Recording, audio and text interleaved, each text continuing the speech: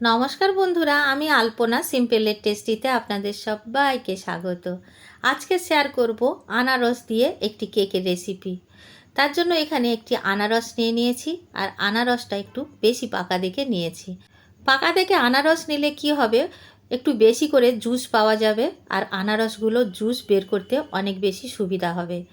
আনারসটিকে এইভাবে একটু কেটে ছাড়িয়ে নেব। তো বন্ধুরা, আনারস কাটতে কিন্তু অনেকের কাছে একটু প্রবলেম হয়। আনারস কিন্তু খুব বেশি কঠিন নয় কাটা। একটুখানি দেখে নিলে আপনারা বুঝতে পারবেন কত সহজে আনারস কাটা যায়।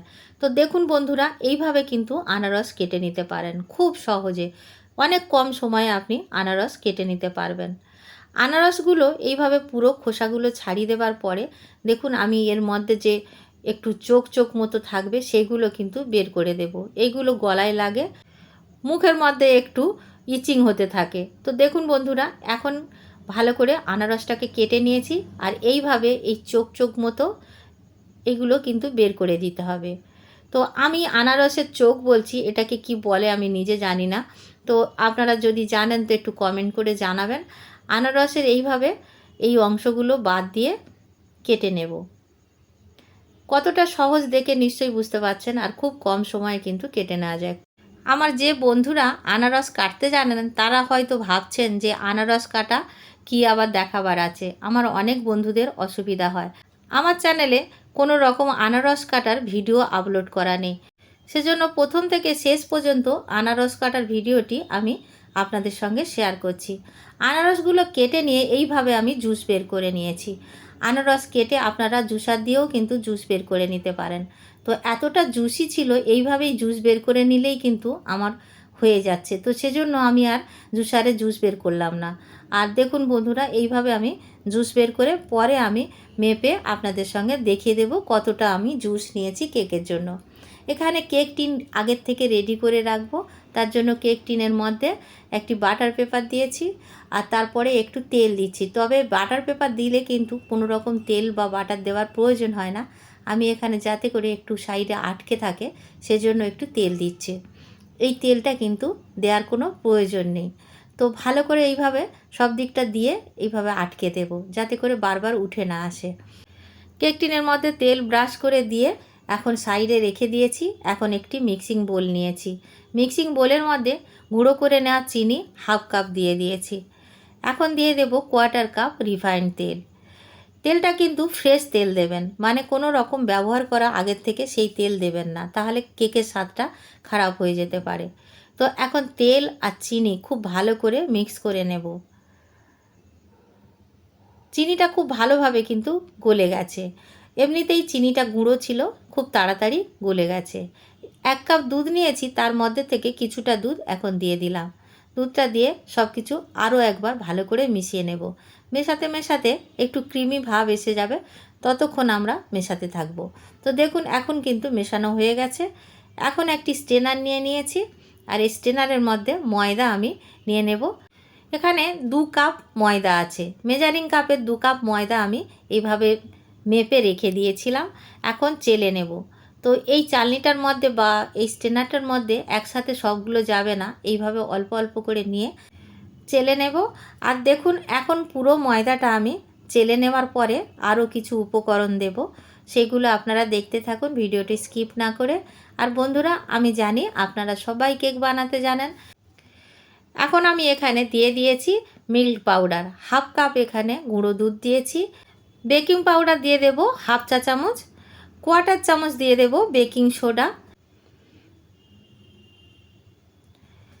এখন আমরা যে আনারসের জুসটা রেখে দিয়েছিলাম সেই জুসটাকে মেপে নিয়েছি, হাফ কাপ মতো হয়েছে। এখন আমরা ছেঁকে নেব।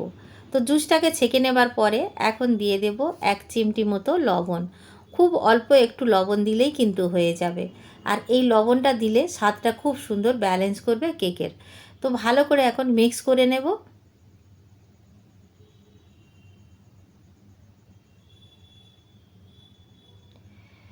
এইভাবে ভালো করে মিক্স করে নিয়ে তারপরে আমরা দিয়ে দেব আরও একটু দুধ। অল্প অল্প করে দুধ দেব, আর খুব সুন্দর করে মিক্স করতে থাকবো। একসাথে বেশি দুধ দিয়ে দিলে হবে না, ব্যাটারটা তাহলে পাতলা হয়ে যেতে পারে।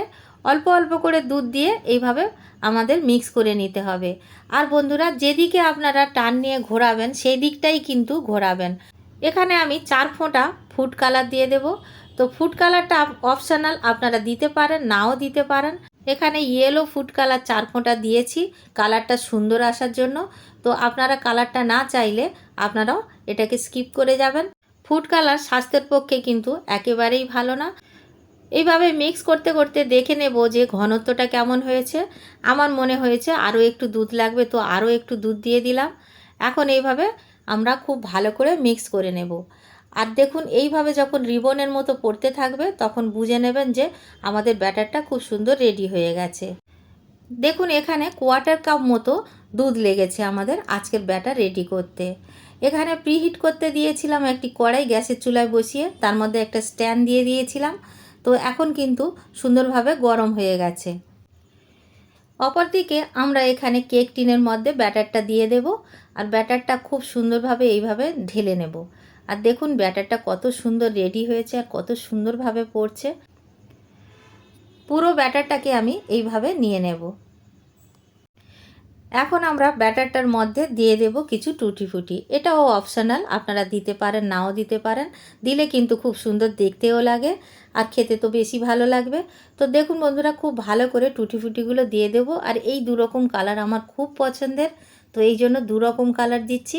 তো আপনারা চাইলে আরও কিছু কালারও দিতে পারেন, আরও কিছু ড্রাই ফ্রুট দিয়ে ডেকোরেশন করে নিতে পারেন। কেক টিনটিকে একটু ট্যাপ করে নিতে হবে যাতে করে কোনো রকম এয়ার বাবলস না থেকে যায় ভিতরে। তো এখন আমরা কড়াইয়ের মধ্যে কেক টিনটা বসিয়ে দেব।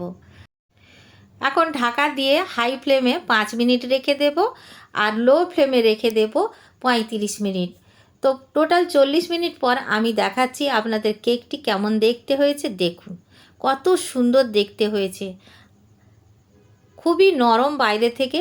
আমি দেখে নেব ভিতরটা কেমন আছে। দেখুন স্টিকের মধ্যে কিন্তু কোনো কিছু লেগে নেই। তো এই স্টিকটা পরিষ্কার এলো মানে আমাদের কেকটা একদম রেডি হয়ে গেছে। তো আমাদের কেকটা এখন রেডি হয়েছে, কিন্তু আমি এখন নামাবো না, এখন গ্যাসের ফ্লেমেই রেখে দেব। গ্যাসের ফ্লেম অফ করে দিয়েছি, আর এখন গ্যাসের ফ্লেমের ওপরে বসিয়ে ঢাকা দিয়ে রেখে দেব 15 মিনিটের জন্য। তাতে করে কী হবে, কেকের ওপরটা আরও সুন্দর রং আসবে সেজন্য। তো দেখুন এখন 15 মিনিট হয়ে গেছে, আমি নামিয়ে নিচ্ছি। এখনও কিন্তু অনেকটা গরম আছে। দেখুন কেকটা কতটা সুন্দর দেখতে হয়েছে, সব দিকটা কিন্তু খুব সুন্দরভাবে কুকড হয়েছে। তবে এখন অনেকটা গরম আছে যেহেতু, এখন কেকটা কিন্তু ডিমোল্ড করা যাবে না।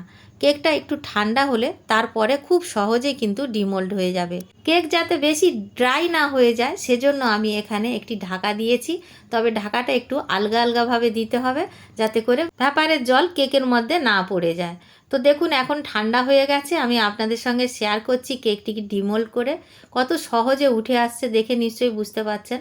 যেহেতু এখানে বাটার পেপার দেওয়া ছিল, একটু তেলও দিয়েছি, খুব সহজে কিন্তু কেকটা উঠে এসছে। তো দেখুন এইরকমই সুন্দর কেক আপনি যে কোনো সময় বাড়িতে বানিয়ে নিতে পারবেন। কতটা সফট হয়েছে আপনারা দেখে নিশ্চয়ই বুঝতে পারছেন। এইভাবে কেক বানালে খুব সুন্দর নরম কেক তৈরি হয়। আর দেখুন কতটা সুন্দর দেখতে হয়েছে, সব দিকটা খুব সুন্দরভাবে আমি আপনাদের দেখিয়ে দিচ্ছি। দেখুন সব দিকটা কিন্তু খুব ভালোভাবে কুকড হয়েছে, না বেশি পুড়ে গেছে না বেশি কাঁচা আছে। খুব সুন্দর কেক তৈরি হয়েছে, একদম পারফেক্ট। আর নরম তুলতুল করছে কেকটা, আমি কেটে আপনাদের সঙ্গে শেয়ার করছি। ভিতরটা জাস্ট দেখুন, দেখে নিশ্চয়ই বুঝতে পারছেন যে কতটা নরম হয়েছে কেকটা। আর ভিতরটা শুধু দেখুন কতটা জালিদার হয়েছে। এই কেকগুলো কিন্তু এইভাবে পিস পিস করে কেটে বাচ্চাদের টিফিনে কিন্তু দিয়ে দিতে পারবেন। ভিতরটা দেখুন জাস্ট বন্ধুরা, একেবারে মার্কেটে যেমন পাওয়া যায় কেক তেমনই দেখতে হয়েছে। খেতে তো দুর্দান্ত লাগে। কতটা নরম হয়েছে আমি আপনাদের দেখিয়ে দিচ্ছি।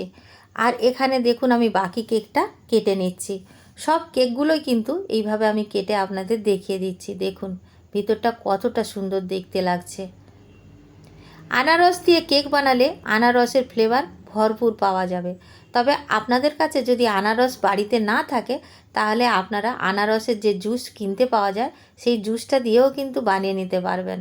তো দেখুন বন্ধুরা এইটা কতটা নরম হয়েছে, একদম নরম তুলতুল করছে। এখন আমি ভেঙে আপনাদের সাথে শেয়ার করছি। ভিতরটা দেখুন জাস্ট, একেবারে জালিদার কেক তৈরি হয়েছে। সম্পূর্ণ নিরামিষ কেক বাড়িতে বানাবেন, কেমন লাগলো কমেন্ট করে জানাবেন। কোথা থেকে দেখছেন অবশ্য করে লিখবেন। রেসিপি যদি ভালো লাগে একটা লাইক করে দেবেন। আমার চ্যানেলে নতুন বন্ধু হলে সাবস্ক্রাইব করতে ভুলবেন না যেন। আজকের এই পর্যন্ত, দেখা হবে পরের ভিডিও নতুন কোনো রেসিপির সঙ্গে। সুস্থ থাকবেন, ধন্যবাদ, নমস্কার।